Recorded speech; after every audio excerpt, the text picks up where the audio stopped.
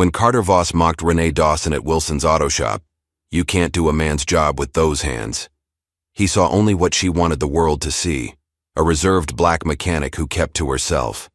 He couldn't see the NASA plaques hidden in her apartment or recognize the calculating precision in her eyes as she accepted his impossible engine challenge. The cameras rolling behind him captured his smug confidence, not the slight tremor in Renee's hands as she touched technology eerily similar to the classified propulsion system she'd abandoned 7 years ago after the accident that left her fiancé comatose. The other mechanics placed bets on her failure, unaware that Commander Dawson's return to engineering wouldn't just humiliate a prejudiced CEO. It would awaken a brilliance that had been deliberately buried, forcing Renee to choose between continued invisibility and a redemption that might finally heal her deepest wounds. Just before we get back to it, I'd love to know where you're watching from today. And if you're enjoying these stories, make sure you're subscribed, because tomorrow's special episode is one you definitely don't want to miss. The smell of motor oil and the soft hum of machinery filled the air at Wilson's Auto Shop. Located in the heart of a working-class neighborhood in Detroit, the garage had been serving locals for decades. Among the grease-stained concrete floors and well-worn tools, Renee Dawson worked with quiet precision on a vintage Mustang engine. At 38, Renee wasn't what most people expected when they thought of an auto mechanic. Her dark skin was mostly free of the tattoos that adorned many of her colleagues' arms, and her braided hair was always neatly tucked under a faded blue bandana. While the other mechanics chatted loudly and played classic rock over portable speakers, Renee worked in near silence, her movements efficient and deliberate. "Hey, Renee, can you take a look at this?" called Frank Miller, a heavy-set mechanic with 20 years at Wilson's. "I can't figure out why this timing belt keeps slipping." Without a word, Renee wiped her hands on a rag and moved to Frank's workstation. She studied the engine for less than 30 seconds before pointing to a nearly invisible crack in the tensioner. "There's your problem," she said, her voice soft but confident. "Replace that, and it'll run smooth." Frank squinted at where she pointed, then whistled. "Damn, girl. How'd you spot that so fast?" Renee just shrugged and returned to her station. She didn't need to explain that to her. Engines spoke a language as clear as English. Every ping, every vibration, every smell told a story about what was happening beneath the hood. The radio suddenly cut off, and the shop fell unnaturally quiet. Renee looked up to see Luis Alvarez, her only real friend at the garage, gesturing toward the entrance. "Heads up," Luis whispered as he passed by her station. "The new boss is here." Through the open bay doors walked a procession that looked wildly out of place in the gritty garage. Leading the pack was a tall, white man in his mid-40s wearing a tailored navy suit that probably cost more than Renee's monthly rent. His blonde hair was perfectly styled, and his smile seemed practiced for television. Behind him trailed 3 people with cameras and tablets, frantically taking notes and photos. "Good morning, everyone," the man's voice boomed with the artificial enthusiasm of a game show host. "I'm Carter Voss, your new CEO." The mechanics exchanged glances. Wilson's Auto Shop had been a family-owned business until 3 months ago when it was acquired by Auto Future, a national chain promising to revolutionize vehicle maintenance. Now they were facing the architect of that revolution. "I'm here to give you all some exciting news," Carter continued, walking through the garage, as if he owned the place, which technically he did. Auto Future is about to launch the most ambitious modernization program in automotive history. We're talking AI diagnostics, automated repair systems, and digital customer experiences that will change the industry forever. He stopped at the center of the shop floor, his shiny leather shoes a stark contrast to the oil-stained concrete. "I want to see firsthand how our shops operate before we begin the transformation. Think of me as an observer today. Just pretend I'm not here." That would be impossible, Renee thought, as Carter began walking around, examining tools and asking questions that revealed his complete lack of practical mechanical knowledge. Eventually, he made his way to Renee's station. She was deep in concentration, carefully reassembling the vintage engine's carburetor.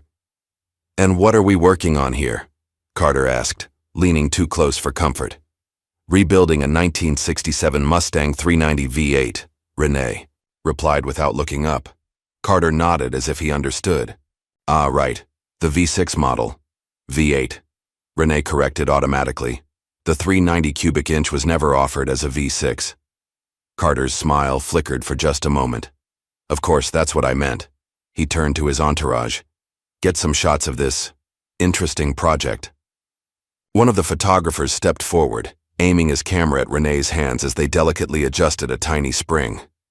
Are you training here? Carter asked Renee. She finally looked up, her dark eyes meeting his. I've been a mechanic for 15 years. I'm the senior specialist for classic restorations. Carter's eyebrows rose slightly. Really? That's unexpected. He glanced at her hands again. Those don't look like a mechanic's hands. They do the job, Renee said simply. Well, Carter chuckled, looking back at his PR team. You can't do a man's job with those hands. The garage fell silent.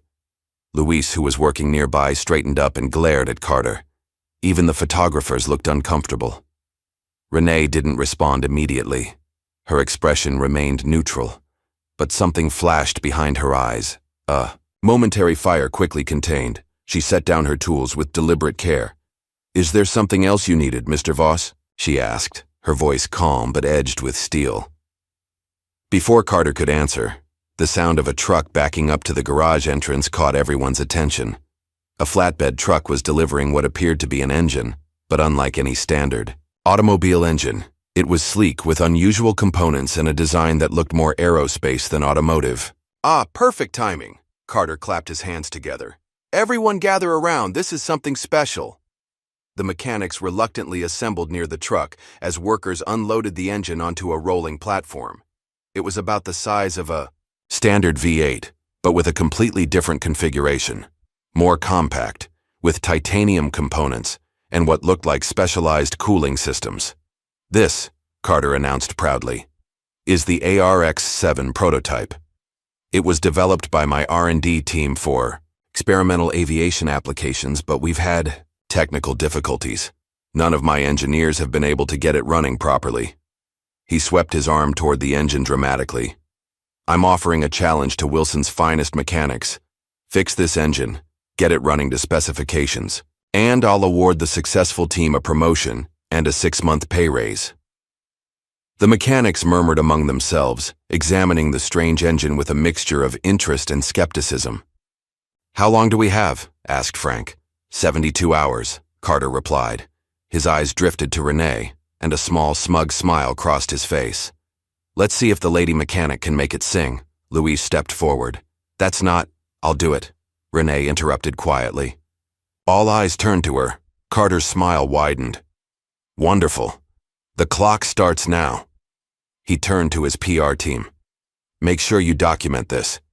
It'll make a great story for our company newsletter, one way or another. As the crowd dispersed, Luis approached. Renee, you don't have to prove anything to this jackass, he whispered. I know, she replied, already studying the engine with intense focus. But I'm going to anyway. After her shift ended, Renee drove her modest Toyota Corolla to her apartment in a quiet neighborhood on the east side of the city. The 2-bedroom unit was simple but tidy, with furniture that had been chosen for function rather than style. What set Renee's home apart were the walls. Where most people might hang family photos or artwork, Renee's walls displayed framed certificates, awards, and plaques, all from NASA. Engineering Excellence Awards, commendations for breakthrough research, and recognition for leadership on classified projects. On her bookshelf sat advanced aerospace engineering textbooks, alongside theoretical physics volumes, many dog-eared and annotated in Renee's neat handwriting. In her bedroom, on the nightstand, stood a silver frame holding a photograph of a younger Renee in a NASA flight suit, standing proudly in front of a space shuttle. Beside her in the photo was a handsome man with warm brown eyes and an infectious smile, his arm around her shoulders. They both looked radiantly happy. Renee picked up the photo, tracing the man's face with her finger. You wouldn't believe the day I had, Caleb, she whispered.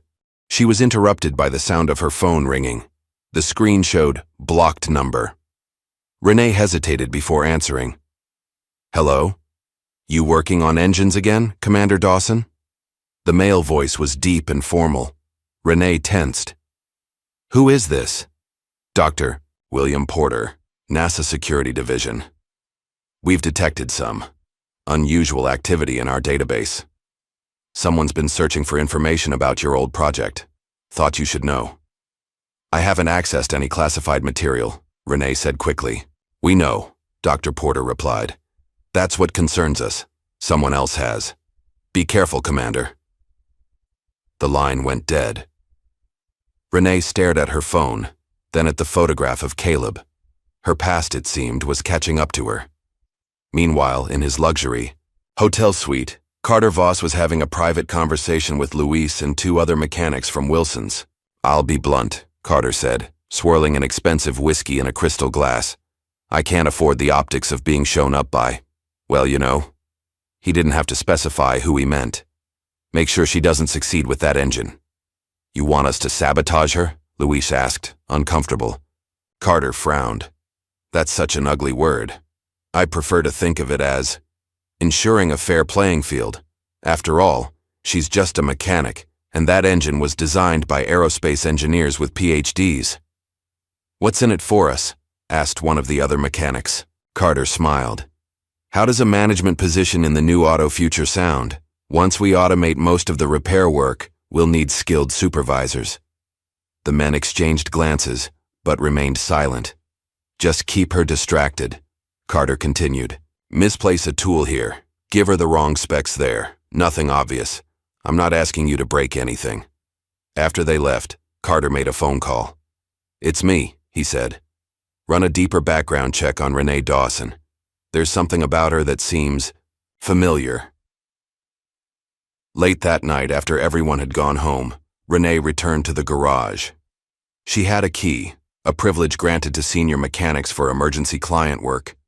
Tonight, however, she wasn't working on a customer's vehicle. The ARX-7 prototype sat in the corner of the shop, covered with a tarp. Renee removed the covering and circled the engine slowly, studying every inch with the careful eye of someone who knew exactly what she was looking at. From her bag, she pulled out a set of custom tools, precision instruments that looked more appropriate for surgery than auto repair. With methodical precision, she began dismantling the engine, laying out each component in an organized pattern that only made sense to her. As she worked, her hands moved with such confidence that it was clear. This wasn't the first time Renee Dawson had worked on an engine like this. The next morning, Luis arrived early to find Renee already at work, surrounded by neatly arranged engine parts. Dark circles under her eyes suggested she had been there all night. Renee, he said quietly, we need to talk. She didn't look up from the component she was examining. I'm listening. Luis shifted uncomfortably.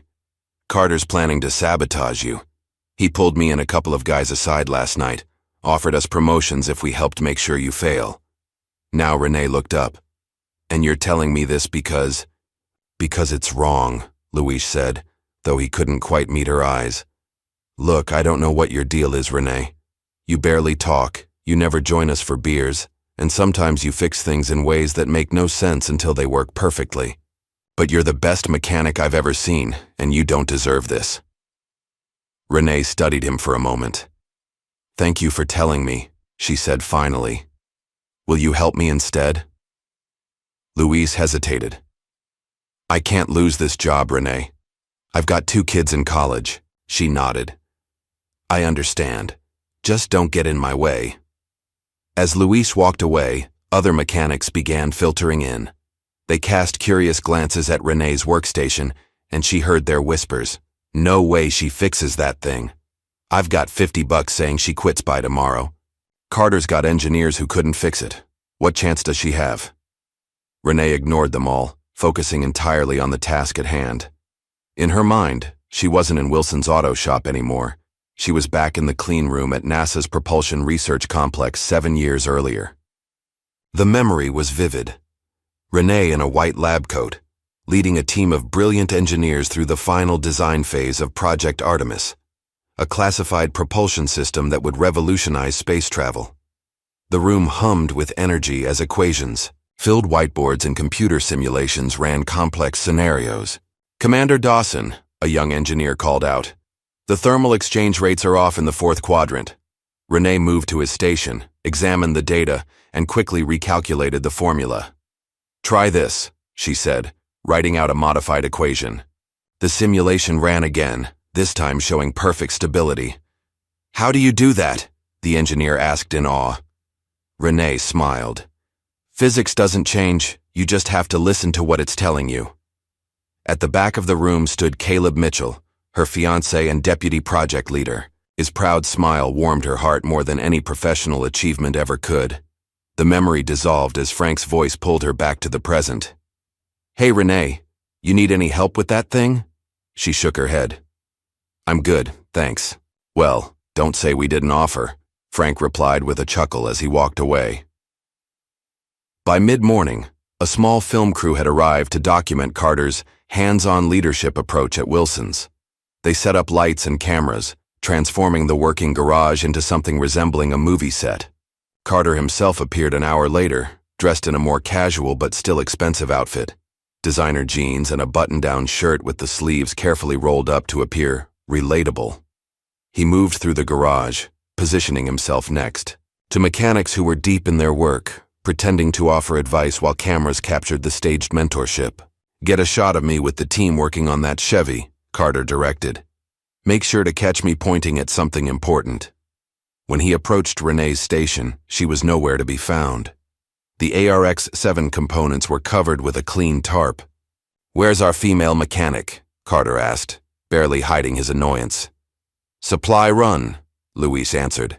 "Said she needed specialized parts." Carter frowned.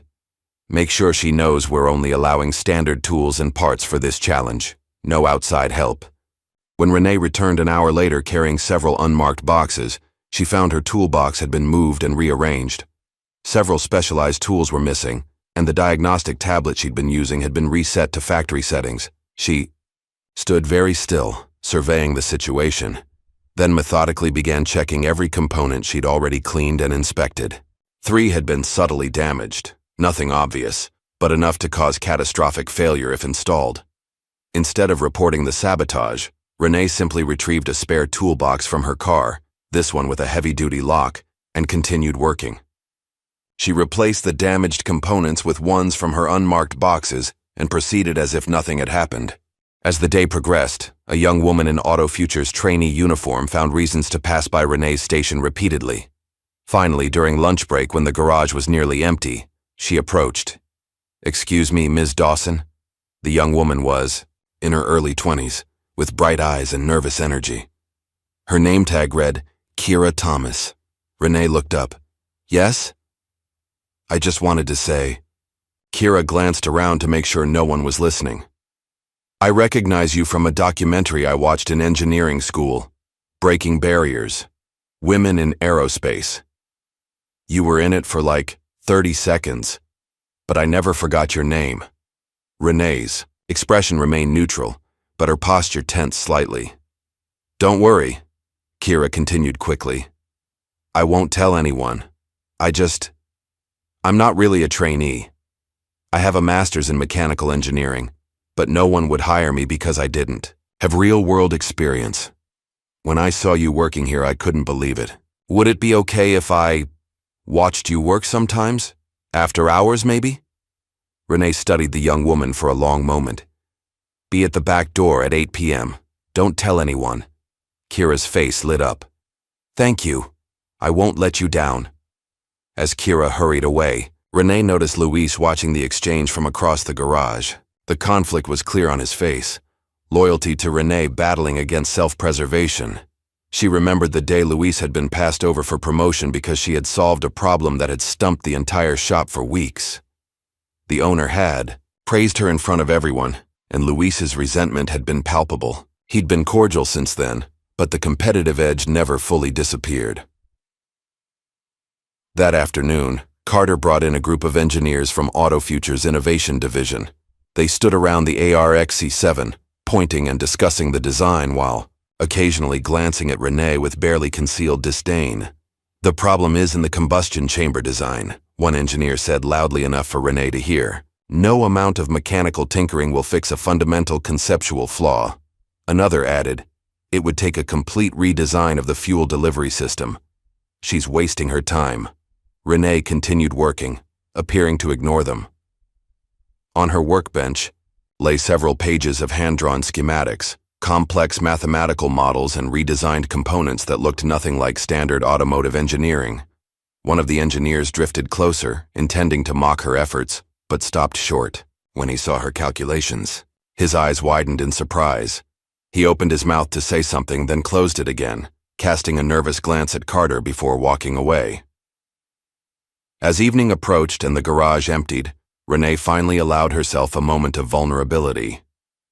She sat alone on a stool, staring at the partially reassembled engine, fatigue evident in every line of her body. From her pocket, she pulled out a worn photograph, the same one from her nightstand, showing her and Caleb in their NASA days. She traced his face with her finger. "I owe you more than this failure," she whispered, her voice cracking slightly. "I owe you the truth." The sound of the back door opening made her quickly tuck the photo away. Kira entered hesitantly, carrying 2 cups of coffee. "I thought you might need this," she said, offering one to Renee. "Figured it's going to be a long night." Renee accepted the coffee with a nod of thanks. "You really want to help?" "More than anything," Kira replied earnestly. "Then I need you to understand something," Renee said, her voice low and serious. "This isn't just an engine. It's a statement."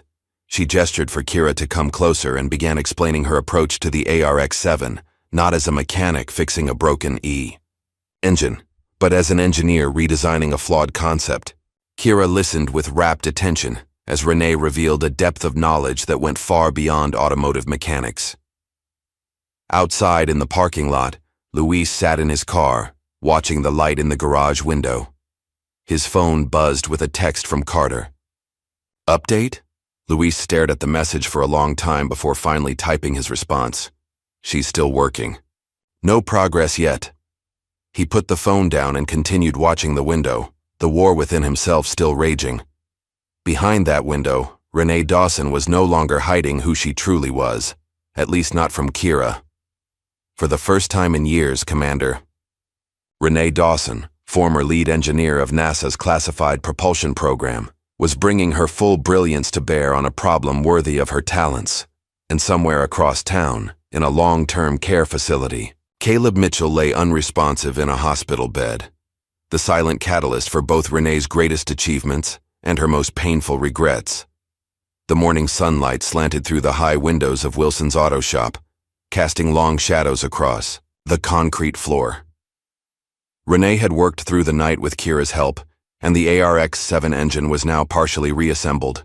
The 2 women had developed an efficient rhythm, with Renee directing and Kira following her instructions with impressive precision. "That's enough for now," Renee said, covering the engine with a clean tarp. "Get some rest, come back tonight." Kira nodded, fighting back a yawn. "This is amazing. The way you redesigned the fuel injection system, they don't teach that approach anywhere." "They do," Renee replied quietly. "Just not in automotive engineering programs." As Kira left through the back door, the front entrance of the garage opened. Carter Voss strode in with his usual entourage, looking fresh and energetic in contrast to Renee's exhaustion. Today, he had added several people in business attire to his group, investors, based on their expensive watches and attentive expressions. "And this is where the magic happens," Carter announced, gesturing around the garage with theatrical flair. "Soon, most of this will be automated. Our AI diagnostic systems will identify problems with 99.8% accuracy, and our robotic repair units will handle the grunt work." The investors nodded appreciatively, jotting notes on tablets and murmuring among themselves. "What about the mechanics?" one investor asked, an older woman with sharp eyes. "What happens to them?" Carter's smile never faltered. "We'll retain the best as supervisors and specialists for the complex cases that still require a human touch. The rest will be given generous severance packages. It's the price of progress, I'm afraid." His gaze landed on Renee, who was cleaning her tools with methodical care. "Speaking of which, how is our special project coming along?" Renee met his eyes but didn't respond. "Not feeling talkative today?" Carter's smile took on a harder edge. "Let's see what you've accomplished." He walked to her station and pulled the tarp off the engine. His confident expression faltered slightly as he examined the partially assembled ARX-7. Even to his untrained eye, it looked different, more streamlined, with several components modified or completely redesigned. "What have you done to it?" he demanded, his voice sharp. "Fix the design flaws," Renee stated simply. The original configuration couldn't achieve stable combustion because the fuel delivery system was fundamentally incompatible with the compression ratios. Carter's eyes narrowed. "You weren't supposed to redesign it. You were supposed to fix it as is." "You asked for it to run according to specifications," Renee countered. "This was the only way." One of the investors stepped forward, intrigued. "May I?" he asked, gesturing toward the engine. Renee nodded, and the man examined her work with a professional eye. "Interesting approach," he said after a moment. "Where did you learn this technique?" Before Renee could answer, Carter interrupted. "We should continue our tour. I want to show you the prototype of our automated diagnostic station." As the group moved away, Carter lingered behind for a moment. "Don't get comfortable with your little project," he said quietly to Renee. "Your position here is far from secure." Later that afternoon, Renee took the engine through its first test run. The mechanics gathered around, curious despite their skepticism. Luis stood slightly apart from the group, his expression unreadable. Renee connected the final wires and nodded to Kira, who had returned to watch. "Start it up." Kira pressed the ignition button. The engine sputtered, coughed, then hummed to life. The sound was unlike any conventional engine, smoother, with an almost musical quality to its purr. "Holy shit," Frank whispered. "It works." But as quickly as it had started, the engine faltered and died. Renee frowned, examining the readouts on her tablet. "What happened?" Luis asked, stepping closer. "Fuel mixture is off," Renee replied, already making adjustments. "And there's an issue with the cooling system. It's close, but not there yet." Word of the partial success reached Carter quickly. That evening, he held an impromptu press conference in front of the garage, standing before a backdrop emblazoned with the Auto Future logo. "Today marks the beginning of a new era for automotive technology," he announced to the assembled reporters. "My team at Auto Future is developing revolutionary AI-based diagnostic and repair systems that will transform how we maintain vehicles." A reporter raised her hand. "We've heard rumors about a special engine project happening here. Can you tell us about that?" Carter's smile remained fixed. "That's a small side project, an older prototype we're using for training purposes. The real innovation is in our automated systems, which will be rolling out nationwide within 6 months." Back inside the garage, Kira was hunched over her laptop, scrolling through old articles and videos. "Renee," she called softly, "you need to see this." Renee walked over, wiping her hands on a rag. On the screen was a 7-year-old news article. NASA's Project Artemis lead engineer resigns following test incident. The article featured a younger Renee in a NASA uniform, looking solemnly at the camera. The text described a catastrophic failure during a classified propulsion test that had injured several team members. The details were sparse due to the classified nature of the project, but it mentioned that Commander Renee Dawson had resigned shortly after, despite being cleared of any wrongdoing. "There's more," Kira said, opening another window. This one showed a confidential NASA incident report that had been partially redacted. "I found this in a declassified FOIA database. One of the injured was Deputy Project Leader Caleb Mitchell. He sustained severe neurological trauma." Renee's face remained impassive, but her hands gripped the edge of the workbench until her knuckles turned white. "Why are you showing me this?" she asked, her voice barely audible. "Because I think Carter Voss knows," Kira replied. "I did some digging. 7 years ago, he was working as a consultant for Quantum Aerospace, a NASA subcontractor that lost the bid for the propulsion system your team was developing." Renee closed her eyes briefly. "You should go home, Kira." "But go home, I need to think." After Kira left, Renee sat alone in the dimly lit garage, the weight of the past pressing down on her. She opened her phone and looked at the photo of her and Caleb, taken just days before the accident. They had been planning their wedding, dreaming of a future together exploring the boundaries of aerospace engineering. Then came the test failure, the investigation, the endless questions, and finally, Caleb's diagnosis. Permanent neurological damage with minimal chance of recovery. She had resigned not because of guilt. The investigation had concluded that the failure was due to a manufacturing defect in a component supplied by an outside vendor, but because she couldn't bear to continue the work that had cost her everything that mattered. The next morning, Renee arrived to find Luis waiting for her, his expression grim. "Carter wants to see you in the office," he said. Renee nodded and made her way to the small office at the back of the garage. Carter sat behind the desk, a tablet in front of him displaying what appeared to be her NASA personnel file. "Commander Dawson," he said, emphasizing her former title. "I knew I recognized you from somewhere." Renee remained standing, saying nothing.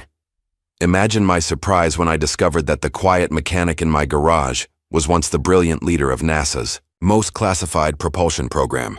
Carter leaned back in his chair. "The same program that rejected my company's design proposals and cost us millions in development."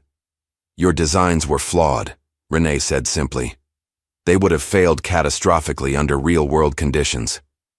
Carter's pleasant mask slipped, revealing a flash of genuine anger. "You don't remember me, do you?" "I was there at the review board, junior partner, sitting in the back. I watched you demolish months of my work in less than 10 minutes. "I remember," Renee replied. "Your calculations for thermal dissipation were based on ideal conditions that would never exist in actual operation." His jaw tightened. "And yet, look where we both ended up. I'm running a multi-million-dollar company, and you're a grease monkey hiding from your past. What do you want, Carter?" He smiled, the anger disappearing behind his practiced corporate facade.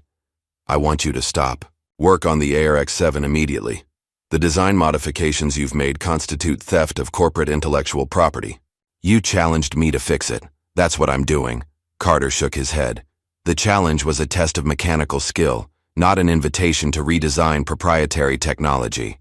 As of this moment, you're terminated from Wilson's Auto Shop. Security will escort you out." Two large men in Auto Future security uniforms appeared at the door.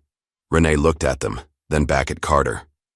"You're making a mistake," she said quietly. "No, Commander Dawson," Carter replied, emphasizing her title mockingly.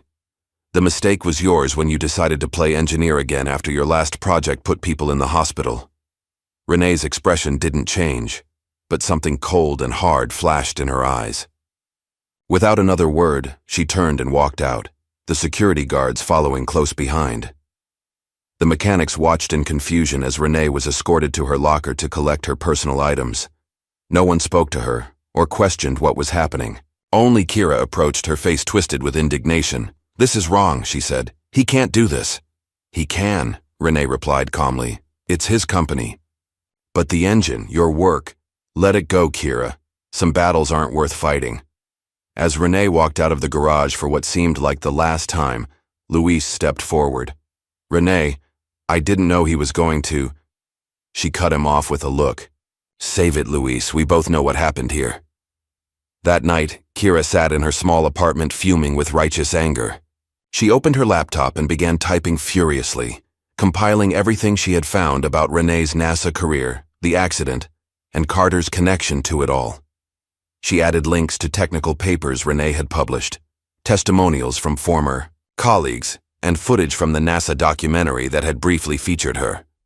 With a deep breath, Kira published the entire collection to her engineering blog and shared it across multiple social media platforms with the caption, "The Silenced Genius: How Corporate America Punishes Excellence."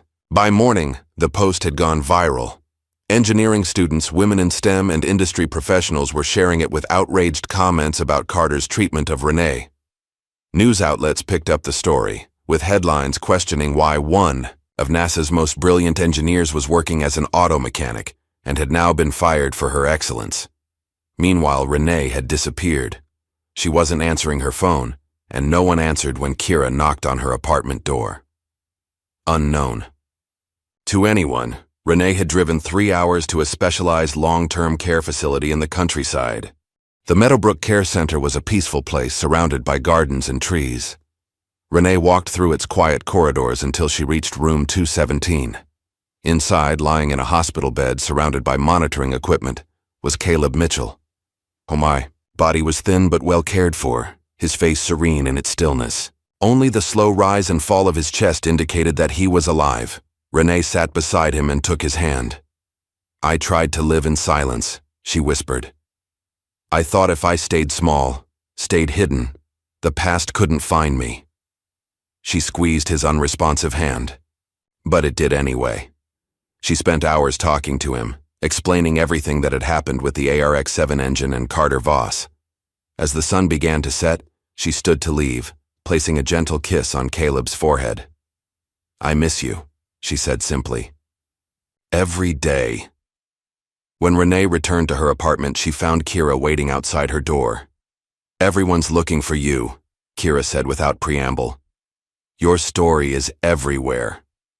"What did you do?" Renee asked, her voice sharp with rare anger. Kira handed her a tablet. On it was her viral post, now with over 1 million views and thousands of comments. Below it were news articles from major publications. Former NASA engineer fired for excellence, the Renee Dawson story. AutoFuture CEO, under fire for discriminatory practices. Hidden genius, why was one of NASA's brightest working as a mechanic? "I had to," Kira said, her chin raised defiantly. "What he did was wrong."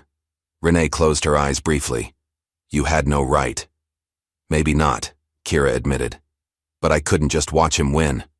Not when I know what you're capable of." Renee was silent for a long moment, then asked, "How bad is it?" "For Carter." "Pretty bad. Some of AutoFuture's investors are asking questions and—" Kira hesitated. "People want to hear from you. Your side of the story." Renee shook her head. "I'm not interested in being anyone's viral sensation." "Then do it for the engine," Kira urged. "The ARX-7. Your design improvements were revolutionary. Are you really going to let Carter claim them as his own?" That struck a chord. Renee had walked away from her work once before with devastating consequences. Could she do it again? "What's your plan?" she finally asked. Kira's face lit up. "We go back. Not through the front door. I still have my trainee access card for the night shift. We finish the engine on our terms." Renee considered this. "We'd need help. Parts, tools, access to the testing bay." "I might know someone who would help," Kira said hesitantly. "If you're willing to trust him." That night, Renee and Kira met Luis in the parking lot behind Wilson's auto shop. He looked nervous, constantly glancing around to make sure they weren't seen. "I can get you in," he said without preamble. "But if anyone finds out, I lose everything." "Why help us now?" Renee asked, her voice cool. Luis met her gaze directly for the first time. "Because I was wrong. Because what Carter's doing isn't just unfair, it's theft. He's planning to take your work and pass it off as his innovation team's breakthrough." "How do you know that?" "Because he offered me a job supervising the implementation of his new engine design across all AutoFuture locations." Renee nodded slowly. "If we do this, we're not just fixing the engine. We're rebuilding it from scratch, with improvements." "What kind of improvements?" Luis asked. "The kind that will make it impossible for him to claim as his own," Renee replied, a spark of determination in her eyes. And so began 3 days of secret work. Kira used her access card to let them in after hours. Luis diverted security with false alarm triggers in other parts of the building. And Renee worked with a focus and intensity that left the others in awe. She wasn't just rebuilding the ARX-7, she was transforming it, incorporating elements of the plasma propulsion system she had developed at NASA. It wasn't a full implementation, that would require resources they didn't have, but it was enough to create a unique signature that no one could mistake. On the third night, as they prepared for the final assembly, Kira noticed something on her phone. "Renee," she said urgently, "you need to see this." On the screen was an announcement from AutoFuture. Revolutionary new engine technology to be unveiled at tomorrow's press conference. CEO Carter Voss to demonstrate breakthrough in clean energy propulsion. He's going to claim your work, Louis said, anger evident in his voice. Tomorrow. Renee looked at the partially assembled engine before them. Then we finish tonight. The morning of Carter's press conference dawned bright and clear. The front of Wilson's Auto Shop had been transformed with a stage, professional lighting, and seating for journalists and industry representatives. Auto Future banners hung everywhere, proclaiming, "The future of automotive technology starts today." Behind the stage, Carter was reviewing his presentation with his PR team, practiced smile firmly in place. After the introduction, "We'll unveil the engine," he instructed. "Make sure the cameras get my good side when I explain the revolutionary fuel injection system." "Mr. Voss," a nervous assistant interrupted. "There's a situation." Carter frowned. "What kind of situation?" "It's the engine, sir. It's gone." "What do you mean, gone?" Carter's voice rose sharply. "It's not in the testing bay where we left it. And there's something else." The assistant handed him a tablet. This just went live on all major automotive news sites. On the screen was a live stream titled, "The Truth About Innovation." It showed the ARX-7 engine, or rather a transformed version of it, sitting in what appeared to be the back room of Wilson's Auto Shop. Standing beside it was Renee Dawson, looking directly into the camera. "My name is Commander Renee Dawson," she said, her voice calm and authoritative. "Former lead engineer of NASA's Project Artemis. Today I'm setting the record straight about innovation, credit, and truth." Carter's face drained of color. "Shut it down," he ordered. Now. But it was too late. The live stream was being shared across platforms, with viewers increasing by the thousands every minute.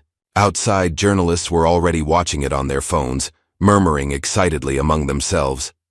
On the screen, Renee continued. 3 days ago, I was fired from my position as a mechanic for improving an engine I was challenged to fix. Today I'm going to show you what that engine can really do, and why the person claiming credit for it couldn't possibly have designed it. She turned to the engine and began a detailed explanation of the modifications she had made, using language that only someone with advanced aerospace engineering knowledge could have mastered. She pointed out the flaws in the original design, demonstrated her solutions, and explained the principles behind her improvements. "And now," she said, "we'll start it up." The camera moved to show Kira standing at a control panel. She pressed a button, and the engine came to life. Not with the rough sputter of their earlier attempt, but with a smooth, powerful hum that was unlike anything a conventional engine would produce. The sound was almost musical in its perfection. The readings on the display panel showed extraordinary efficiency levels and minimal emissions. The engine was running at peak performance, with a fraction of the fuel consumption of a standard model. Outside, the crowd at Carter's press conference had turned their attention entirely to the live stream. Reporters were already calling their editors, changing their stories from Carter's announcement to Renee's demonstration. Carter stormed into the garage, security guards and PR team in tow, to find Renee, Kira, and Luis standing beside the running engine. Camera phones were recording everything. "Turn that off immediately," Carter demanded. "This is corporate espionage and theft of intellectual property." Renee faced him calmly. "Nothing was stolen, Mr. Voss. You challenged me to fix a broken engine. I did exactly that.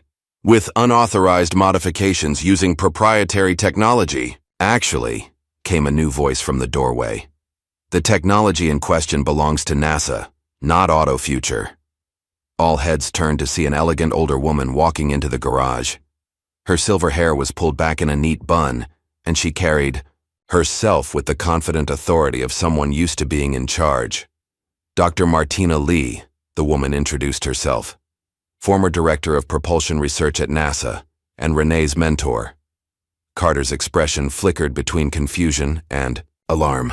"This is a private corporate matter, Dr. Lee. It doesn't concern NASA." "I'm afraid it does," Dr. Lee replied coolly. "The core technology being implemented here was developed under Project Artemis, which remains partially classified. Furthermore, our records indicate that Quantum Aerospace, your former employer, Mr. Voss, was explicitly denied rights to this technology 7 years ago due to safety concerns." She turned to Renee with a warm smile. "It's good to see you working again, Commander. Your improvements to the plasma containment field are particularly impressive. Renee nodded, a flash of emotion crossing her face at the use of her former title. Thank you, Dr. Lee. Reporters had followed the confrontation inside, their cameras capturing every moment. Carter tried to regain control of the situation. This is a publicity stunt, he declared loudly. Ms. Dawson was a junior assembler who followed my team's instructions. The design is entirely AutoFuture's intellectual property. Is that so? Kira stepped forward, tablet in hand. Then perhaps you can explain these? She projected a series of video clips onto the wall. They showed Renee working on the engine over the past 3 nights, drawing complex schematics, calculating equations, and implementing design changes that were clearly her own. The timestamps can't be faked, Kira explained to the now captivated reporters. And neither can the math. Anyone with an engineering background can see that these are original calculations, not something copied from existing designs. Carter's face flushed with anger. She was an employee working on company time with company resources. Anything she developed belongs to AutoFuture. Former employee, Louise corrected, stepping forward. You fired her before she made these modifications. And as for company resources, he held up receipts. Every part, every tool used in this rebuild was purchased privately. I have the documentation right here. The story was spinning rapidly out of Carter's control. Reporters were firing questions from all directions. Photographers were capturing his increasingly desperate expression, and the elegant hum of Renee's engine provided a perfect soundtrack to his downfall. As the chaos unfolded, Renee stood quietly, beside her creation, neither gloating nor arguing.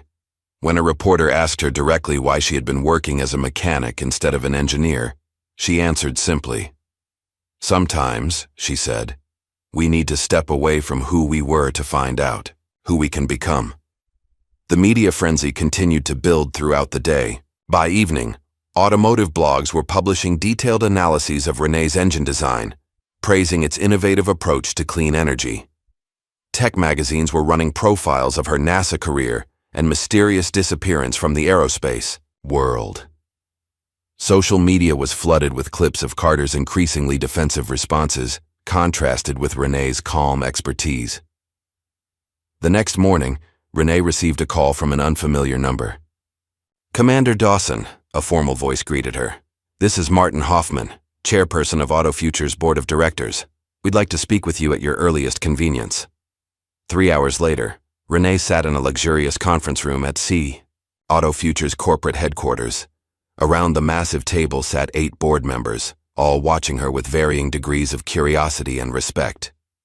Ms. Dawson, Hoffman began, the events of yesterday have placed our company in a complicated position. I understand, Renee replied. Mr. Voss has been suspended pending an internal investigation, Hoffman continued. His handling of the situation was unacceptable, and preliminary findings suggest he may have deliberately misrepresented several aspects of the engine project to this board. Murmurs of agreement came from the other members. We would like to offer you a position as Chief Innovation Officer for AutoFuture's new Research and Development Division. Your expertise in propulsion technology is precisely what this company needs to move forward in the clean energy space. Renee considered the offer carefully before responding. I'm grateful for the opportunity, she said finally. But I have 3 conditions. Hoffman raised an eyebrow. And those would be? First, Carter Voss is removed permanently, not just suspended. Second, my team, including Kira Thomas and Luis Alvarez, is absorbed into the R&D division with appropriate titles and compensation. And third, I retain full intellectual property rights to my engine design, with AutoFuture receiving a non-exclusive license to use the technology. The board members exchanged glances. Hoffman leaned forward. Those are substantial demands, Ms. Dawson. They're non-negotiable, Renee replied calmly. The technology I've developed has applications far beyond automotive use. I intend to see it implemented where it can do the most good, not just where it can generate the most profit. Before Hoffman could respond, his assistant entered and whispered something in his ear. His expression changed. It seems we have another factor to consider, he said, turning back to Renee. Dr. Lee from NASA is in the lobby. She says she has a proposal that might interest all parties. Minutes later, Dr. Lee joined the meeting. She greeted Renee warmly before addressing the board. NASA has been following recent developments with great interest, she said. Commander Dawson's innovations in plasma propulsion represent a significant advancement that could benefit multiple industries. We're prepared to offer a joint development agreement between NASA, AutoFuture, and Commander Dawson as an independent contractor. The discussion continued for hours with proposals and counter-proposals flying across the table. Through it all, Renee remained composed, her years of NASA leadership experience evident in how she navigated the complex negotiations. By the end of the day, an agreement had been reached. Renee would lead a new joint initiative between NASA and AutoFuture, focusing on clean energy applications of her propulsion technology. Kira and Luis would join her team, along with selected engineers from both organizations. As Renee left the building, Dr. Lee walked with her to the parking lot. "You could have come back to us at any time, you know," the older woman said gently. "No one at NASA ever blamed you for what happened." "I blamed myself," Renee replied. "I still do."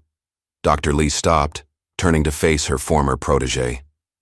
"Caleb wouldn't want this for you, Renee. He believed in your work more than anyone." Renee's carefully maintained composure cracked slightly. "He paid the price for my ambition." "No," Dr. Lee said firmly. "He paid the price for a manufacturing defect that no one could have detected. The investigation was conclusive."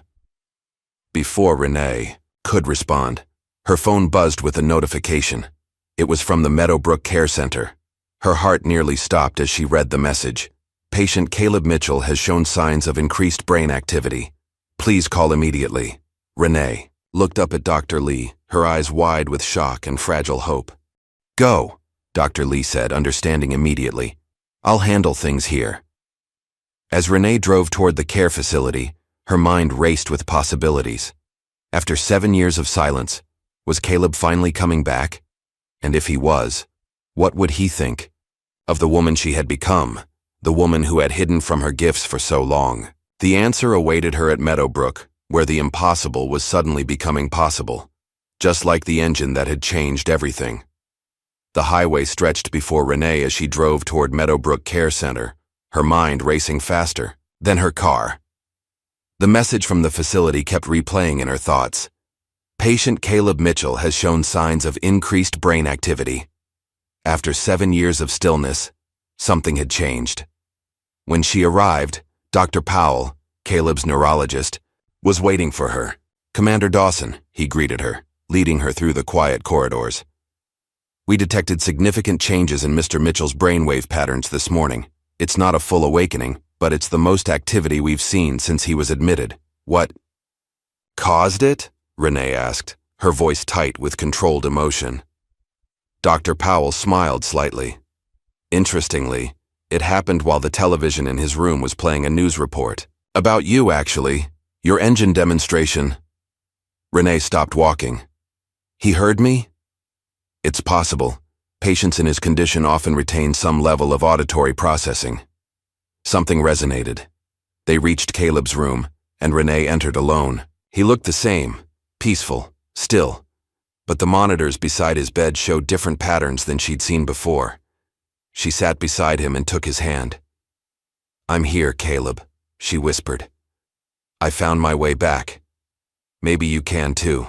She stayed for hours, talking to him about everything that had happened: the engine, Carter, the media storm, the board meeting. As evening approached, a nurse gently suggested that Renee get some rest. "We'll call immediately if there's any change," she promised. Reluctantly, Renee drove to her apartment, where she found Kira waiting with takeout food and a stack of newspapers. "You're on every front page," Kira announced, spreading them out on the coffee table. "The black female engineer who outsmarted a corporate giant." Renee picked up one paper with the headline, "NASA Genius Exposes Tech Discrimination." Another, "Frida's Innovation vs. Intimidation, the Renee Dawson story." "This isn't what I wanted," Renee said quietly. "Maybe it's what was needed," Kira replied. "Look at this." She opened her laptop to show Renee an email inbox flooded with messages. "These are all for you. Engineering students, Women in STEM, survivors of workplace discrimination. You've become a symbol, Renee. Renee scrolled through the messages. Heartfelt. Thanks. Stories of similar experiences. Expressions of newfound courage inspired by her stand. There's more, Kira continued. An online petition demanding Carter's removal has over 3 million signatures. Major tech blogs are running exposés on his history of taking credit for other people's work. And NASA has issued a formal statement confirming your role in Project Artemis. Before Renee could respond, her phone rang. It was Luis. You need to know what's happening, he said without preamble. Carter's not going down without a fight. He's meeting with investors, trying to salvage his position. Let him try, Renee replied, too emotionally drained to feel concerned. It's worse than that, Luis continued. He's digging into your past, looking for anything he can use against you. The next morning proved Luis right. Several tech blogs published leaked footage of Renee arguing with a colleague at NASA, edited to make her appear unstable. Anonymous sources claimed she had been difficult to work with, prone to taking unnecessary risks. Dr. Lee called immediately. Don't engage with this nonsense, she advised. We're handling it from our end. By afternoon, NASA had released internal records from the accident investigation, conclusively showing that Renee had not only followed all safety protocols, but had actually identified the potential component failure before it happened. Her warnings had been documented but overruled by procurement officials who insisted the parts met specifications. The media narrative shifted again, now portraying Renee as a whistleblower who had been ignored, then scapegoated. Meanwhile, the Auto Future Board called an emergency session. Public pressure was mounting for decisive action against Carter, and major investors were threatening to pull out if the situation wasn't resolved. Martin Hoffman, the board chair, made the call to Renee himself. The board has voted unanimously to terminate Carter Voss's employment, effective immediately, he informed her. We'd like to move forward with your proposed innovation lab, with full funding and the team structure you requested. Renee took a deep breath. And my intellectual property rights? Granted, as specified in your terms. Auto Future will retain non-exclusive licensing with royalties paid for all commercial applications. It was a complete victory, one that left Renee feeling strangely hollow. Success had come so suddenly after years of self-imposed exile that she barely knew how to process it. That evening, as media requests continued to flood in, Renee returned to Meadowbrook. She needed the quiet, the perspective that came from sitting with Caleb. She found Dr. Powell waiting for her, his expression cautiously optimistic. There's been more activity today, he said. Stronger responses to stimuli. We've adjusted his medication to support potential increased consciousness. Renee nodded her thanks and entered Caleb's room. She sat beside him and began her now familiar monologue, updating him on the day's events. Halfway through, she noticed his eyelids flutter slightly. Caleb, she whispered, heart pounding. His eyes opened, just barely, just briefly, before closing again. But in that moment, there was a flicker of recognition that sent electricity through Renee's veins. She pressed the call button, and medical staff rushed in, checking monitors and performing quick assessments. This is promising, Dr. Powell said, examining Caleb's responses. Very promising. But remember, recovery from prolonged coma is typically a gradual process, not a sudden awakening. Renee barely heard him. In that brief moment of connection, she had seen the man she loved looking back at her. Nothing else mattered. The next few days passed in a blur of meetings, interviews, and hospital visits. Renee agreed to a single televised interview with a respected science journalist, where she spoke candidly about her experiences both at NASA and as a mechanic. She avoided criticizing Carter directly, instead focusing on the broader issues of recognition and opportunity in technical fields. The problem isn't just individual bad actors, she explained. It's systems that assume brilliance has a specific appearance. I disappeared myself because I couldn't bear the weight of what happened, but hiding our light doesn't serve anyone, not ourselves, not progress, and certainly not those who come after us. Her words resonated far beyond the engineering community. Overnight, Renee became a reluctant icon for anyone who had ever been dismissed or underestimated. At Meadowbrook, Caleb continued showing signs of increased awareness, longer periods, with open eyes, occasional hand squeezes, subtle reactions to voices. On the 5th day after her public demonstration, Renee arrived to find him more alert than she had seen him in 7 years. "Hi," she said softly, taking his hand. His lips moved slightly, forming shapes that might have been words if he'd had the strength to voice them. Renee leaned closer, and then, in a voice raspy from years of disuse, Caleb whispered 4 words that shattered and rebuilt her world simultaneously. "Did you finish it?" Tears spilled down Renee's face as she nodded. "Yes," she whispered back. "Yes, I did." 3 months passed in a whirlwind of activity. Spring bloomed across the city as Renee oversaw the creation of what she had named Project Phoenix, a research and development lab housed in a renovated factory building in her old neighborhood. The facility combined cutting-edge technology with community accessibility. One wing contained state-of-the-art engineering laboratories, where Renee's team worked on refining and expanding applications for her propulsion system. Another wing housed classrooms and training spaces open to local residents, particularly youth from underserved communities.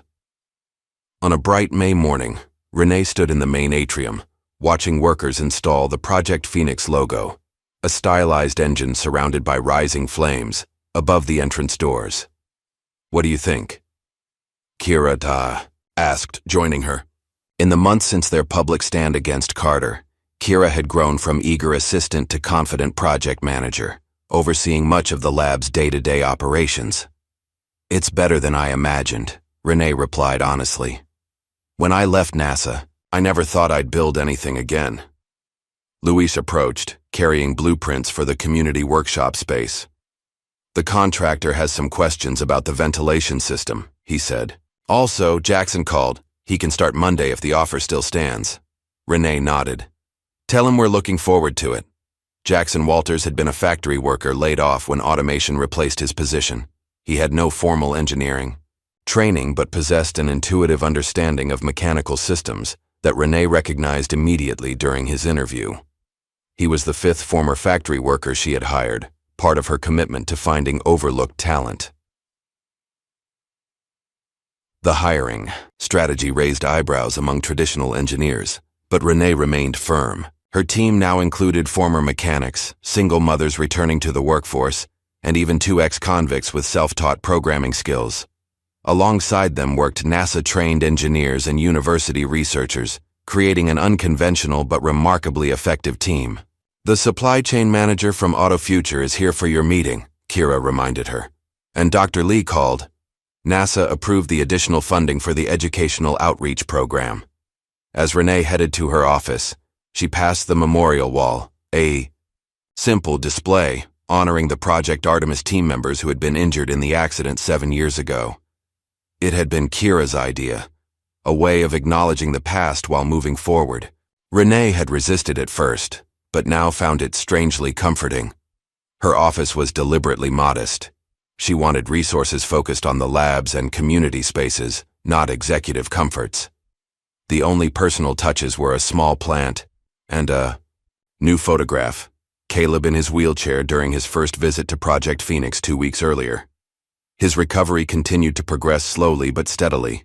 He had regained some speech capability and limited movement in his upper body. The doctors remained cautiously optimistic about further improvement, though they warned that a full recovery was unlikely after such prolonged neural inactivity. Renee didn't care. Having Caleb back in any capacity felt like a miracle she had no right to expect. That evening, after most staff had gone home, Renee sat alone in the testing bay, watching the prototype of their latest engine run through its diagnostic cycle. The soft hum filled the room, a sound that still brought her a sense of peace and accomplishment. She was so absorbed that she didn't hear Caleb's wheelchair until it was beside her. "Thinking deep thoughts?" he asked, his speech careful but clear. "The result of intensive therapy," Renee smiled, just enjoying the moment. "How was physical therapy today?" "Brutal," he replied with a small grin. "Worth it." They sat in comfortable silence, watching the engine together. So much remained unspoken between them. The years lost, the pain endured, the uncertain future. But they had developed a new way of being together, taking each day as it came. "Have doubts sometimes," Renee admitted quietly. "About all of this. Whether I'm the right person to lead it." Caleb studied her face. "The woman I knew never doubted her abilities. The woman you knew disappeared for a long time." "Not completely," he countered.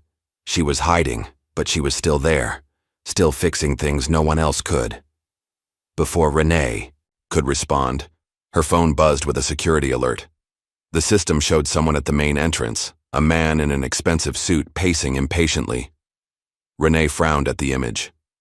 "That's James Whitfield, Carter's former head of PR."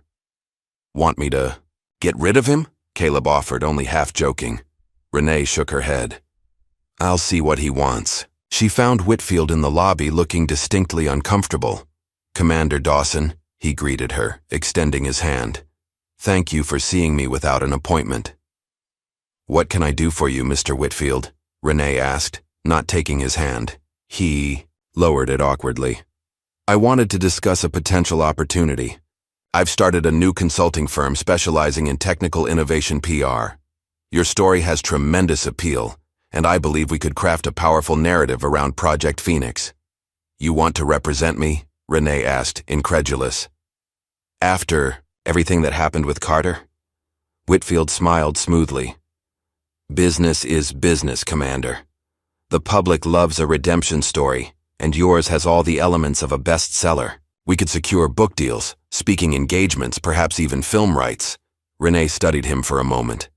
"You've mistaken what happened as a publicity stunt, Mr. Whitfield. It wasn't. It was about the work, the engines, the technology, the potential to create actual change." "Of course," he backpedaled quickly. "And amplifying your story would help spread that message to a wider audience." "My story isn't for sale," Renee said firmly. "And neither is Project Phoenix. Our work will speak for itself." After showing him out, Renee returned to find Caleb waiting with a knowing smile. "Let me guess," he said. "Someone wanting to capitalize on your fame?" "Something like that." She sat beside him. "I never wanted to be a symbol or an inspiration. I just wanted to build engines. Sometimes we don't get to choose what we become." "To others," Caleb replied. "But we do get to choose what we do with it." The following week brought a different kind of challenge. Project Phoenix was scheduled to demonstrate its first complete prototype, a compact, efficient engine for public transportation that produced virtually zero emissions. Local officials, industry representatives, and community members had been invited. The night before the demonstration, disaster struck. A power surge damaged the prototype's control systems, requiring emergency repairs. The team worked through the night, but by morning, it was clear they wouldn't be ready in time. "We should postpone," Luis advised, exhaustion evident in his voice. "No," said a new voice. Sarah Johnson, one of the single mothers Renee had hired as a technician, stepped forward. "I have an idea." Sarah had been quietly developing a backup system on her own time, inspired by something Renee had mentioned months earlier. It wasn't as refined as the primary system, but her calculations suggested it would work. "It's untested," Renee cautioned. "So was your stand against Carter," Sarah replied. "Sometimes you have to trust your work." With no better options, they implemented Sarah's system. When the demonstration began, Renee acknowledged the last-minute change and publicly credited Sarah for the solution, something Carter would never have done. The engine performed flawlessly. Afterward, as local news crews filmed interviews with various team members, Renee found herself approached by a group of neighborhood children who had attended with their school. "Are you really the lady who built the magic engine?" a young girl asked, her eyes wide with wonder. Renee knelt to the child's level. "It's not magic, it's science and engineering, and yes, I helped build it along with my whole team." "My teacher says girls can be engineers too," the girl said solemnly. "Your teacher is absolutely right," Renee replied. "Anyone can be an engineer if they love solving problems and aren't afraid to try new ideas." Another child spoke up. "My dad Says you used to work on spaceships. Is that true? It is, Renee confirmed. I helped design engines that could work in space. Why did you stop? The first girl asked innocently. The question hit Renee like a physical blow. How could she explain? Trauma, guilt, and self-exile to a child? But as she looked at their curious faces, she realized they deserved something real, not a sanitized version. I made a mistake, she said carefully. Not with the engines. They worked exactly as designed. But I stopped believing in myself. I thought if I made myself smaller, if I hid my abilities, I couldn't fail again. Did it work? Another child asked. Renee smiled sadly. No.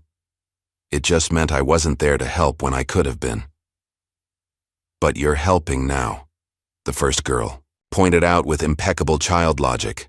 Yes, Renee agreed, feeling something tight in her chest loosen slightly. Yes, I am. That evening, Renee met with Dr. Lee in her office.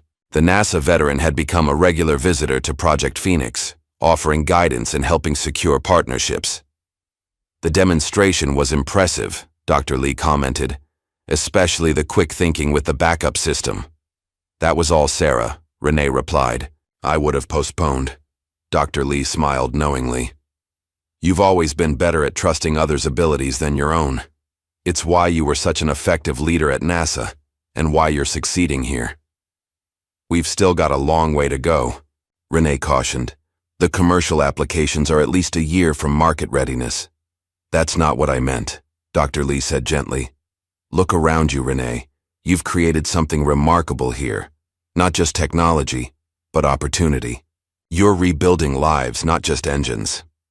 Through the office window, they could see Kira leading a training session for local high school students. In another room, Luis was mentoring a team of community members on basic engineering principles. Even Caleb was engaged, using his expertise to help the software team refine their simulation models. It's a start, Renee conceded. Later that night, she drove Caleb back to his new apartment near the facility. His recovery had progressed enough that he could live independently with minimal assistance, a fact that filled Renee with quiet joy. Stay. For dinner? He asked as she helped him from the car to his wheelchair. I should get back to the lab, she began automatically, then caught herself. Actually, dinner sounds good.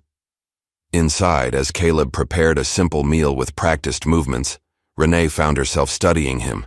The lines of concentration on his face, the determined way he adapted to his physical limitations, the occasional smile that still made her heart skip. What? He asked, catching her gaze. I was just thinking about rebuilding, she said, about how it never looks quite like what was there before. Is that a bad thing? He asked, understanding immediately that she wasn't talking about engines. Renee considered the question seriously. No, she said finally. Sometimes the new version is stronger where it was broken. Caleb reached across the table and took her hand. Not broken, he corrected gently. Redesigned. 1 year after the founding of Project Phoenix, Renee stood at the window of her office, watching rain streak down the glass. The weather matched her mood, unsettled and gray. On her desk lay a legal notice that had arrived that morning. Carter Voss was back, and he was coming for everything she had built. The door opened, and Kira entered with coffee and a concerned expression. At 25, she had matured into a poised young professional, her earlier nervous energy channeled into focused determination. Luis is gathering the team, she said, placing the coffee on Renee's desk. Dr. Lee is on her way from Washington. Renee nodded, still staring at the brain. Have you seen it? The website? Yes. Kira's voice tightened. It went live this morning. Neocore Systems had appeared seemingly overnight, a flashy startup with a sleek website showcasing what they called the first civilian-friendly plasma engine. The promotional video featured none other than Carter Voss, rebranded as a visionary entrepreneur bringing revolutionary technology to the masses. The engine he displayed looked remarkably similar to Renee's designs. The patent application was filed last week, Kira continued. They're claiming primary development rights on the core technology, and they've initiated a cease and desist against us for infringing on their intellectual property. Renee finally turned from the window. They can't possibly think this will work. The documentation trail is clear. Our patents were filed months ago. It's not about winning, came Luis's voice as he entered the office. It's about dragging us into an expensive legal battle that drains our resources and scares off partners. He looked grim. It's a classic corporate bullying tactic. Within hours, Project Phoenix's legal team had assembled in the conference room. The situation was indeed serious. Carter had secured substantial venture capital funding for Neocore, giving him deep pockets for a protracted legal fight. He had also hired one of the most aggressive intellectual property firms in the country. Their claim hinges on the argument that the core technology was developed while Commander Dawson was employed by Auto Future, explained Gloria Winters, Phoenix's lead counsel. They're saying anything created during that period belongs to them, regardless of our subsequent agreements with Auto Future's board. That's absurd, Kira protested. Renee was fired before she developed the current system. And the board explicitly granted her the IP rights, Luis added. Gloria nodded. Which is why we'll win, eventually. But these cases can take years, and the publicity alone could scare away investors. Dr. Lee, who had arrived midway through the meeting, spoke up. What about the NASA connection? The technology evolved from classified work. They've addressed that, Gloria replied. They're claiming sufficient modifications to constitute a new invention. It's flimsy, but enough to muddy the waters. As the legal team continued discussing strategy, Renee excused herself. She found Caleb in the testing lab, monitoring a prototype with several engineering students. His recovery had plateaued in recent months. He would likely always need the wheelchair and have limited dexterity in his hands. But his mind was as sharp as ever. He noticed her expression immediately. That bad? Carter's filed for patents on our technology, she said simply. He's launched a company called Neocore Systems to commercialize it. Caleb's eyes narrowed. How did he get the designs? We're not sure yet. Could be industrial espionage. Could be he's working from public filings and trying to reverse engineer. Or you have a leak, Caleb suggested quietly.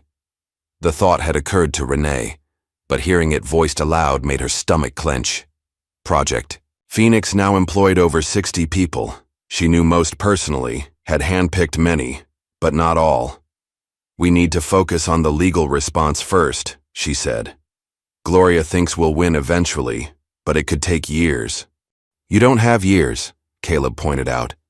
The DOE contract requires delivery of working prototypes by next quarter. This lawsuit puts that in jeopardy. He was right. Project Phoenix had secured a major Department of Energy contract to develop clean energy solutions for public infrastructure. It was their biggest opportunity yet, and precisely the kind of project Carter would want to derail. The next morning, Renee received a call from Martin Hoffman at Auto Future. We've been served with similar papers, he informed her. Carter is claiming we breached our fiduciary duty by giving away valuable intellectual property. Will Auto Future stand with us? Renee asked directly. There was a slight hesitation. The board is meeting this afternoon to discuss our position. The hesitation told Renee everything she needed to know. Corporate allies were often the first to retreat when legal storms brewed. By week's end, the situation had deteriorated further. Tech publications were running stories about the plasma engine patent war, complete with Carter's carefully crafted quotes about protecting genuine innovation from opportunists. Several potential investors had postponed meetings with Project Phoenix, citing the uncertain legal situation. Worst of all, the Department of Energy had called to express concerns about the contract timeline. We can't afford delay, Renee told her core team during an emergency Saturday meeting. If we miss the DOE milestones, we lose everything we've built. We need to take this public, Kira suggested. Tell our side before Carter controls the narrative completely. Luis shook his head. A public battle plays into his hands. He's got professional PR people spinning this already. So what do we do? Asked Sarah Johnson, who had been promoted to lead technician after her success with the backup system. Renee considered their options. We fight on two fronts. The legal team handles the court battle. The rest of us focus on completing the DOE prototype ahead of schedule. We prove our value through results, not rhetoric. The strategy required round-the-clock work. Renee divided the staff into 3 shifts to ensure continuous progress. She herself barely left the facility, often sleeping on the couch in her office for a few hours before returning to the lab. 2 weeks into this grueling schedule, Neocore escalated the conflict by announcing their first public demonstration of the Neocore plasma drive at a major tech conference. The timing was clearly designed to undermine Project Phoenix's DOE presentation scheduled for the following month. "He's trying to establish first public use," Gloria explained. "It strengthens their patent position." "Can we get an injunction?" Renee asked. "We've filed, but the judge is unlikely to rule before the conference." That evening, as Renee reviewed test results in her office, she was surprised by a visit from Beth Taylor, one of their newer engineers who had joined from a major aerospace corporation 6 months earlier. "Commander Dawson," Beth said, clearly nervous. "I need to tell you something." Renee set aside her tablet. "What is it?" "Before I came here, I worked for Quantum Aerospace." She paused. "The same company where Carter was once a consultant." Renee felt a chill. "Go on." "He approached me about 3 months ago, offered me a substantial bonus to share information about Project Phoenix's designs." Beth's voice shook slightly. "I didn't do it, but I didn't tell you about it either. I was afraid you wouldn't believe me. Why tell me now?" "Because he's contacted others on the team, at least 2 that I know of." Beth handed Renee a thumb drive. "These are the messages he sent me. The timestamps and digital signatures should help your legal case." After Beth left, Renee immediately called Gloria. The evidence of Carter's attempted corporate espionage wouldn't end the legal battle, but it could significantly strengthen their position, especially if they could prove he had successfully obtained confidential information through illegal means. The next day brought an unexpected development. A package arrived for Renee containing a thumb drive and an anonymous note. "I worked for Carter at Quantum Aerospace. You should see this." The drive contained internal emails from 7 years ago, communications between Carter and Quantum executives, discussing ways to discredit Renee after she rejected their propulsion system design. More damning were recent emails outlining his strategy for Neocore, explicitly stating his intention to leverage legal intimidation to force a settlement, regardless of the actual patent merits. Gloria was cautiously optimistic. "If we can authenticate these, they'll significantly strengthen our case. But we need to move carefully. Illegally obtained evidence can backfire." The legal team worked to verify the emails while Renee and her engineering team pushed forward with the DOE prototype. Days blurred into nights as the Neocore demonstration date approached. 2 days before the tech conference, Renee received a surprise visitor, Dr. Adam Reynolds, a former NASA colleague who had worked under her on Project Artemis. "I saw the news about Neocore," he explained after Renee welcomed him to her office. "Something didn't add up, so I did some digging." Dr. Reynolds had access to archived NASA records that had never been made public. He had discovered that Carter had been formally reprimanded during his consulting work with Quantum Aerospace for attempting to access classified Project Artemis documents without authorization. "It was buried in the security logs," Reynolds explained.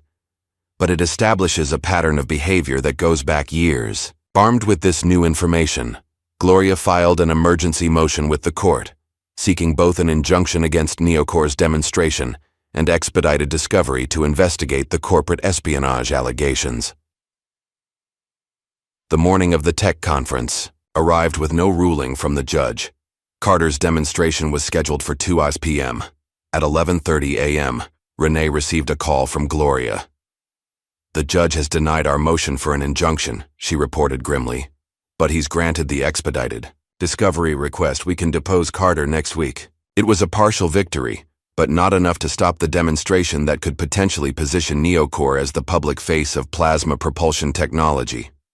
"What do we do now?" Kira asked as the core team gathered in Renee's office. For a moment, Renee was silent, considering their options. Then she looked up, determination hardening her features.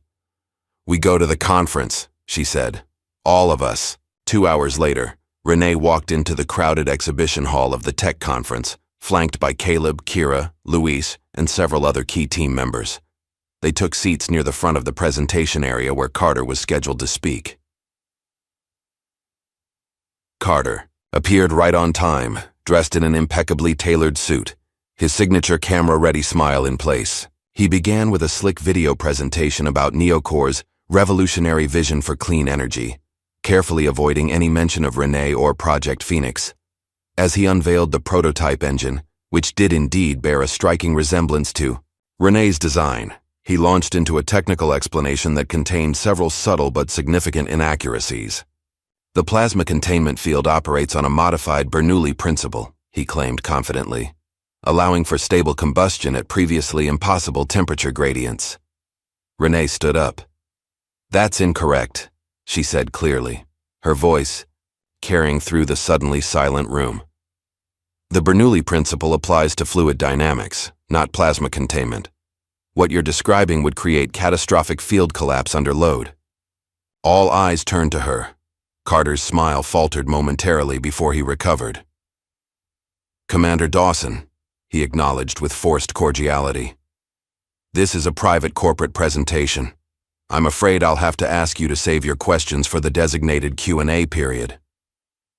"I'm not asking a question," Renee replied, stepping into the aisle. "I'm preventing you from misleading these people with dangerous technical inaccuracies." She gestured to the engine. "That design cannot work as you've described it. Either you don't understand the technology you're claiming to have invented, or you're deliberately misrepresenting it." A murmur ran through the audience as tech journalists began recording the confrontation.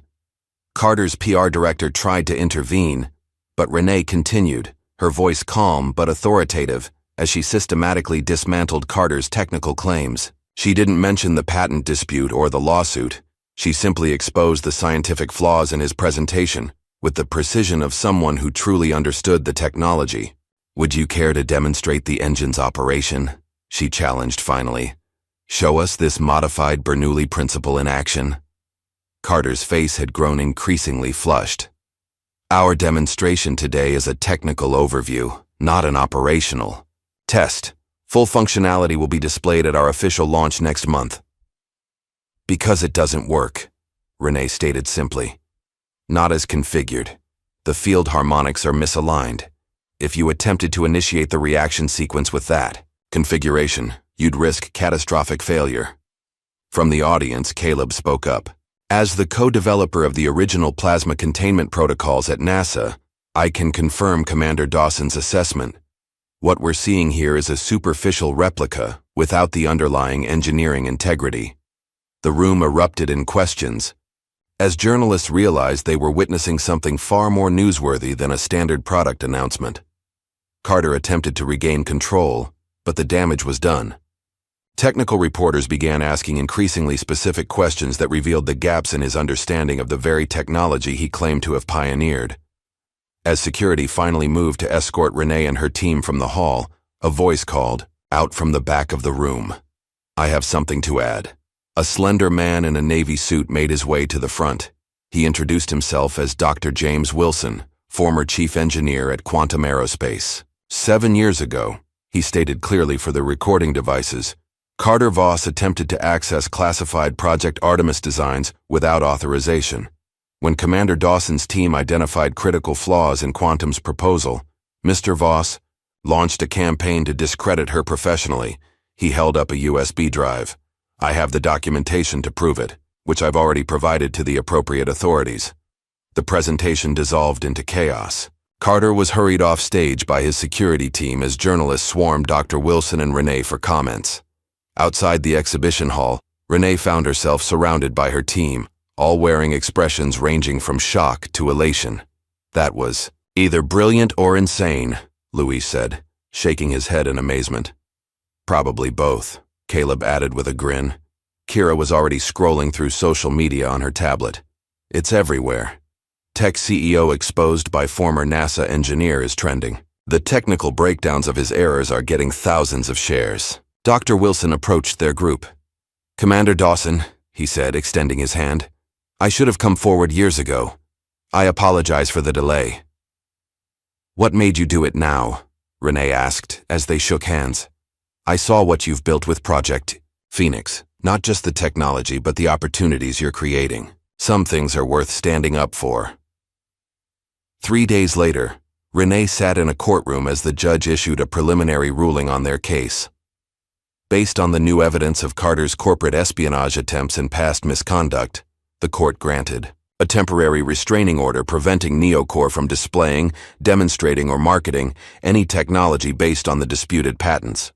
Moreover, the judge referred the matter to federal prosecutors for potential criminal investigation into corporate espionage and securities fraud. Outside the courthouse, Gloria briefed the team on next steps. This is just the beginning of the legal process, but it's a very strong start. The evidence of intentional misconduct significantly strengthens our position. What about the DOE contract? Luis asked. I spoke with their legal department this morning, Gloria replied. They're proceeding with our agreement as planned. The restraining order against Neocore actually reassured them about our intellectual property rights. As the group dispersed, Dr. Lee pulled Renee aside. You took a significant risk at that conference, she said. It could have backfired spectacularly. It was the only play we had, Renee replied. Carter understands corporate maneuvering and legal tactics, but he never understood the technology itself. That was his vulnerability. Just like at NASA, Dr. Lee noted, he wanted the prestige without doing the work. She smiled slightly. The difference is that this time you stood your ground publicly. That evening, as Renee and Caleb shared a quiet dinner at his apartment, news broke that the Securities and Exchange Commission had opened a formal investigation into Neocore Systems and Carter Voss for potential investor fraud related to the misrepresentation of proprietary technology. It's over, Caleb said, raising his glass in a toast. He can't recover from this. It's not about him, Renee replied, clinking her glass against his. It never was. 5 years passed, bringing changes, both subtle and profound. On a crisp autumn morning, Renee stood on the observation deck of the Project Phoenix campus, now expanded to cover 3 city blocks of what had once been abandoned industrial space. The original building had been joined by 2 additional facilities, an advanced research center focusing on next-generation energy systems, and an education complex that offered everything from after-school programs for neighborhood children to advanced technical training for adults transitioning to new careers. At 48, Renee had acquired a few more silver strands in her braided hair and fine lines around her eyes that deepened when she smiled. She wore them proudly, like badges earned through a life fully lived. Below, a crowd was gathering for the day's main event, the public demonstration of Phoenix Transit, a zero-emission, public transportation system based on Renee's plasma propulsion technology. Leading the final preparations was Kira, now 30, who had grown into her role as Director of Applied Technologies with impressive confidence. She's come a long way, came a voice beside her. Luis had joined her on the deck, his own hair now, liberally sprinkled with gray. We all have, Renee replied. Luis had transformed as well over the years. After discovering a talent for teaching during Project Phoenix's early community workshops, he had developed a vocational training program that had become a model for similar initiatives nationwide. His classes consistently produced graduates, who were immediately hired by top engineering firms, companies that had previously overlooked such candidates. The governor just arrived, Luis noted, pointing to the commotion at the main entrance. That's good press. Are the students ready? Renee asked. Luis grinned. Nervous as hell, but ready. Having them present their contributions to the project is inspired. The students in question were graduates of Phoenix's training programs who had worked on various aspects of the transit system. Renee had insisted they be featured prominently in today's presentation, rather than relegated to the background. It's their future we're building, she said simply. They should be the ones explaining it. As they descended to join the gathering crowd, Renee's phone buzzed with a news alert. She checked it, then showed the screen to Luis. Carter Voss, sentenced to 7 years for securities fraud and corporate espionage. Luis read the headline and whistled, softly. Couldn't have happened to a nicer guy. Let's not mention it today, Renee said. This is about looking forward, not back. The demonstration proceeded flawlessly. Kira led the technical presentation with polished expertise, while the students explained specific innovations with contagious enthusiasm. When the prototype vehicle, a sleek, silent transport pod powered by a compact plasma engine, completed its circuit around the test track, the crowd erupted in applause. Afterward, as journalists conducted interviews and officials toured the facilities, Renee slipped away to her office. On her desk sat a framed photo that hadn't been there that morning, Caleb in his NASA days, smiling broadly beside a space shuttle prototype. Beside it lay a handwritten note. "Remember where we started. Proud of where you've taken it. Love always, C." Renee touched the frame gently, a complex mix of emotions washing over her. She and Caleb had shared 6 remarkable years after his awakening, years of rebuilding, discovery, and deeper connection than they'd known even before the accident. His passing last year from a sudden aneurysm had been peaceful, but devastating nonetheless. Her grief was interrupted by a knock at the door.